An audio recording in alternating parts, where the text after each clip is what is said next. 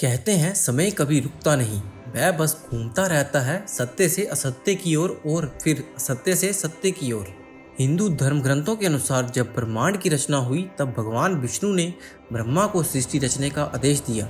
जब ब्रह्मा जी ने मानव जाति का आरंभ किया उसी समय कालचक्र भी घूमना शुरू हो गया और इसी कालचक्र में जन्म लेते हैं चार युग: सतयुग, त्रेता युग, द्वापर युग और कलयुग। सबसे पहले बात करेंगे सतयुग की। सतयुग में धर्म अपने चारों पैरों पे खड़ा था। इस युग में मनुष्य की आयु लगभग 1 लाख वर्ष और लंबाई लगभग 35 से 40 फीट होती थी। इस युग में मनुष्य सीधे भगवान से संवाद कर सकता था और वे तपस्या, योग और ध्यान में लीन रहते थे। प्रकृति हर रूप से संतुलित थी। पर जैसे जैसे समय बीता मनुष्य के भीतर मेरा और तेरा का भाव आने लगा। मोह और अहंकार ने जन्म लिया और धर्म का पहला चरण डगमगाया। यहीं से सतयुग का अंत आरंभ हुआ। ये युग 17,28,000 वर्षों तक चला और फिर आया त्रेता युग। त्रेता युग में धर्म 3 पैरों पे खड़ा था। मनुष्य की आयु घटकर अब 10,000 वर्ष रह गई और ऊंचाई लगभग 25 फीट हो गई। ये युग 12,96,000 वर्ष तक चला। इस युग में लोगों ने कर्म और यज्ञ के माध्यम से ईश्वर की उपासना शुरू की।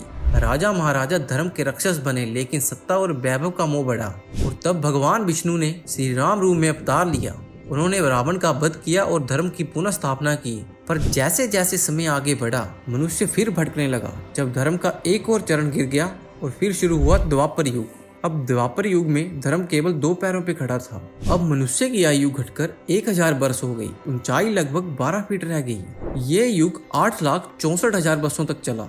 ये वह युग था जब मनुष्य ने ज्ञान पाया, पर साथ ही छल और लोभ भी सीखा और फिर राजनीति और युद्ध ने धर्म को डगमगा दिया। इसी युग में भगवान विष्णु ने श्री कृष्ण रूप में अवतार लिया और उन्होंने कुरुक्षेत्र में गीता का उपदेश दिया। उन्होंने कहा, जब जब अधर्म बढ़ता है तब तब मैं जन्म लेता हूँ। लेकिन जब श्री कृष्ण ने पृथ्वी से प्रस्थान किया तो धर्म का तीसरा चरण भी गिर गया। अब धर्म केवल एक पैर पे रह गया और आरंभ हुआ कलयुग, यानी आज का युग। आज जो समय चल रहा है वही है कलयुग।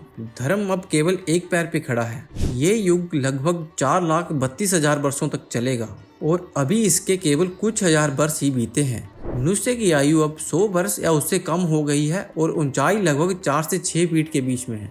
ये युग ज्ञान और भ्रम दोनों का है। यहाँ भक्ति भी है पर दिखावे की, सत्य भी है पर स्वार्थ से दबा हुआ। कलयुग का अंत तब होगा जब अधर्म अपने चरम पर पहुंचेगा, जब भाई भाई का शत्रु बनेगा और जब पृथ्वी पर न्याय का नाम मिट जाएगा। तब भगवान विष्णु कल की अवतार लेकर आएंगे। वे अधर्म का अंत करेंगे और फिर से आरंभ होगा एक नया सतयुग। समय का चक्कर एक बार फिर घूमेगा।